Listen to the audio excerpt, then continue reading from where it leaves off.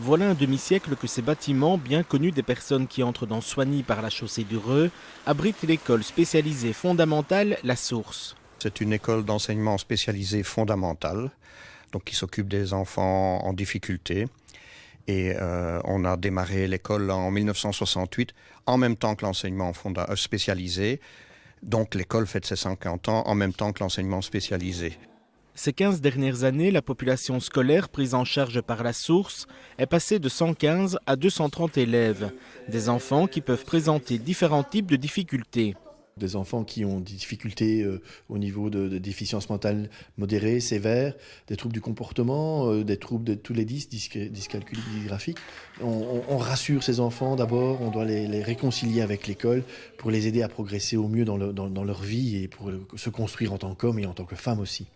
Pour y parvenir, une équipe pluridisciplinaire composée d'enseignants mais aussi de professionnels du paramédical, tels que des kinésithérapeutes, des psychologues et des logopèdes, a été mise en place. Un encadrement qui accompagne les élèves de près afin de développer au mieux leurs compétences propres. Déjà au niveau par exemple des classes, nous fonctionnons avec un maximum de classes avec 10 ou 12 enfants. On essaye pour les plus petits d'être en dessous de 10. Maintenant, c'est clair que l'accompagnement a évolué. On a beaucoup plus de personnel ici, en tout cas ici à l'école pour les 200 enfants. Par exemple, on a une cinquantaine de personnes, pas forcément à temps plein, mais à temps partiel parfois.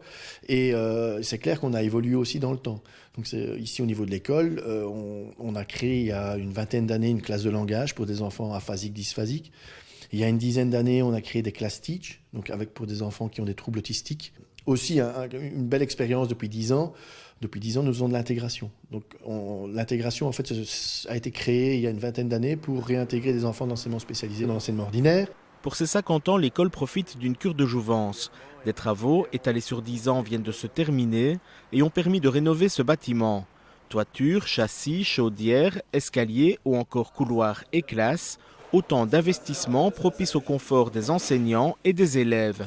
Des élèves qui pour certains sont aidés par un élément clé, le fonds social de l'école. C'est un fonds social qu'on a créé vers les années 1998-1999.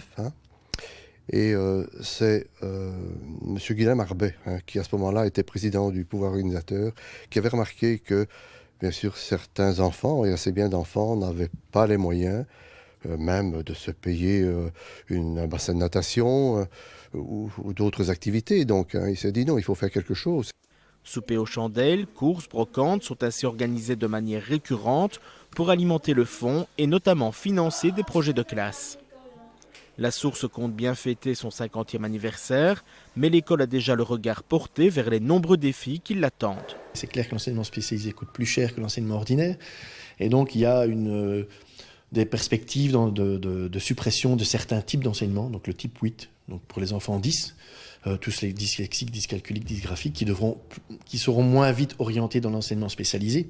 Donc ça c'est aussi un défi parce qu'on va avoir notre nombre d'enfants type 8 qui va diminuer. Je pense que les défis ne nous font pas peur, je pense. Et donc la Source continuera, je pense, à exister encore de longues années et on fera tout, en tout cas pour qu'elle perdure encore une cinquantaine d'années au moins.